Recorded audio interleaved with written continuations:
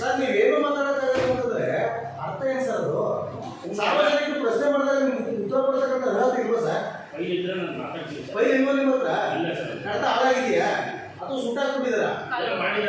ಯಾವುದು ಸರ್? ನೀವು ಚಾರ್ಜ್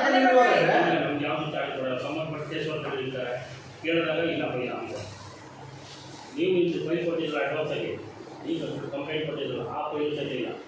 ಇದು ನಾನು ಸಿಗ್ನೇಚರ್ ಮಾಡೋದು ಮಾನ್ಯತೆನೇ ಇಲ್ಲ.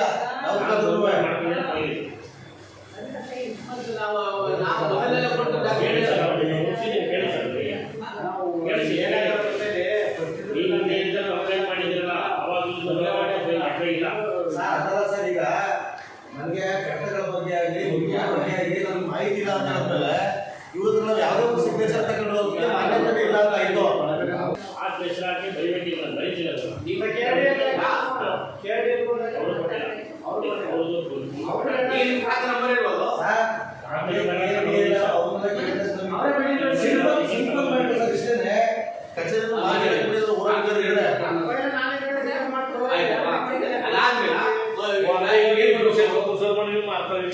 ನಾವು ಸಮಾಜ ಕಲ್ಯಾಣ ಇಲಾಖೆ ರಮೇಶ್ ಸರ್ ಅವರನ್ನು ಭೇಟಿ ಮಾಡಲು ಕಚೇರಿಗೆ ಹೋಗಿರ್ತೀವಿ.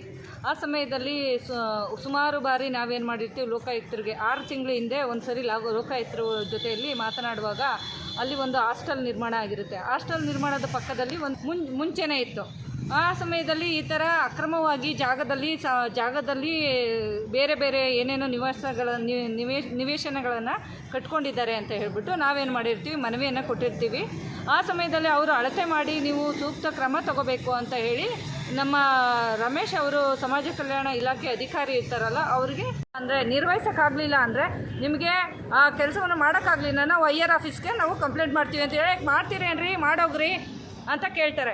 ಕೇಳುವಾಗ ಅವ್ರು ಹೇಳ್ತಾರೆ ನಮಗೆ ಇಲ್ಲಿಯವರೆಗೂ ಅಧಿಕಾರಿಗಳು ಬರ್ತಾರೆ, ಇವ್ರು ಬರ್ತಾರೆ, ರಾಜಕೀಯದವರು ಒತ್ತಡ ಇದೆ ನನಗೆ ನೀವು ಎಲ್ಲ ಬಂದು ಪ್ರೆಷರ್ ಮಾಡ್ತೀರಿ ಅಂತ ಕೇಳ್ತಾರೆ.